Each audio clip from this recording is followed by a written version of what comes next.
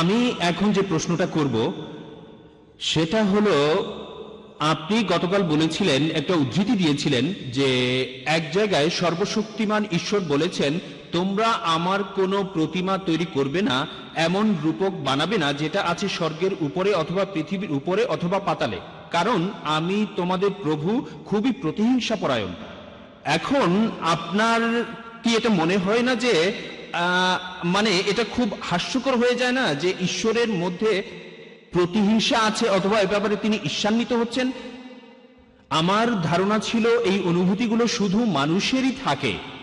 ঈশ্বর হিংসা করছে, ঈর্ষা করছে, আমার মনে হয় না ঈশ্বর কখনো এভাবে চিন্তা করে। সুন্দর প্রশ্ন করেছেন, আর আমি আপনার সঙ্গে একমত। ঈশ্বর কেন ঈর্ষা করবেন এই কথাটা বলা হয়েছে বাইবেলে। আমি এই কথা বলছি না যে বাইবেল আসমানি কিতাব, আমি একথাও মানি না যে পবিত্র বাইবেল ঈশ্বরের বাণী। তারপরেও আমরা এটাও বিশ্বাস করি যে আমরা ঈশ্বরের সাথে কাউকে শরিক করব না। এটা ঠিক, এই অংশটা না হলে ঈশ্বর রেগে যাবেন। ভাই, যদি প্রশ্ন করে থাকেন প্লিজ আপনি আমাকে উত্তর দেওয়ার সুযোগ দেন। যদি এটা বিতর্ক হতো আমিও বিতর্ক করতে পারি, কোনো সমস্যা নেই। না না, ঠিক আছে, তবে এখন প্রশ্নোত্তর পর্ব চলছে।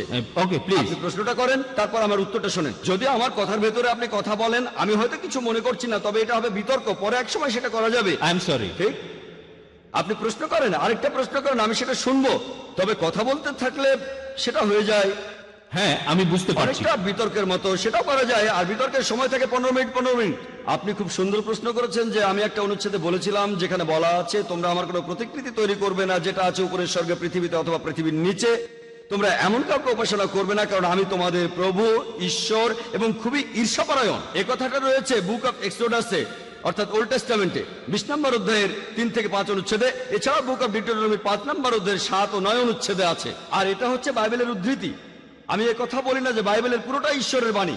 এই অনুচ্ছেদটার প্রথম অংশের সাথে আমি একমত, ঈশ্বরের কোনো প্রতিকৃতি নেই, কিন্তু দ্বিতীয় অংশ বলছে ঈশ্বর ঈর্ষাপরায়ণ, আমি এ কথা মানি না, এই দ্বিতীয় অংশটা। তাই এই প্রশ্নটা আপনি করবেন কোনো খ্রিস্টানকে, আমাকে না।